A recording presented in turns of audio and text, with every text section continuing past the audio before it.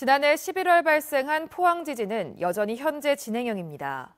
이재민들은 아직도 체육관에서 생활 중이고 주민들의 불안감도 사라지지 않고 있습니다.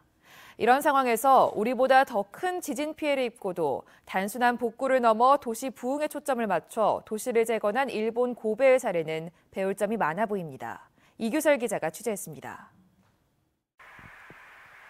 지난 1995년 1월 17일, 지금으로부터 정확히 23년 전 그날, 일본 고베에서는 규모 7.3의 지진이 발생했습니다.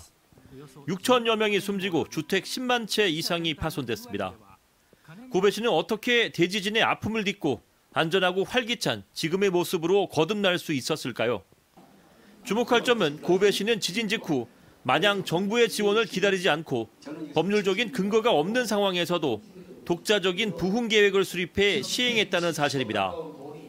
구체적으로 고베시는 도시시설, 경제부흥, 생활재건, 안전도시 만들기 등 6대 중점 분야를 정하고 지역 실정에 맞는 독자적인 사업 계획을 세워 추진했습니다. 그것이 이제 관련법에 근거한 조례가 아니라 고베시가 임의로 만든 조례입니다. 그래서 그 조례 근거에서 이제 부흥 계획을 수립하고 거기에 따라서 이제 로드맵 따라 가지고 계획을 차근차근 진행하면서 실행에 옮긴 것이죠. 이는 시민의 생활 재건이 이루어져야 시민의 복귀가 가능하다는 점을 인식해 과거 정부가 세운 재해복구 계획과 다른 독자적인 부흥 계획을 수립한 겁니다. 각 분야별로 상세한 세부 실행 계획을 만들어 추진한 것도 배울 점입니다.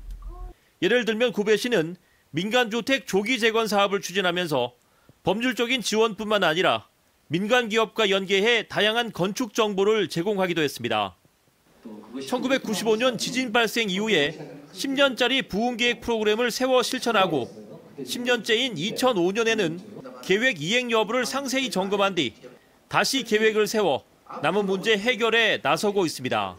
재난을 당해가지고 위기에 시달리고 그냥 주저앉는 게 아니라 그것을 기회로 해서 전혀 다른 제2의 고베를 만들자. 특히 고베시가 지진 피해 지역의 질적인 주거 환경 개선을 위해 예산 우선 투입 등 여러 가지 법률적인 지원 체계를 마련한 것도 눈여겨볼 대목입니다. MBC 뉴스 이규설입니다.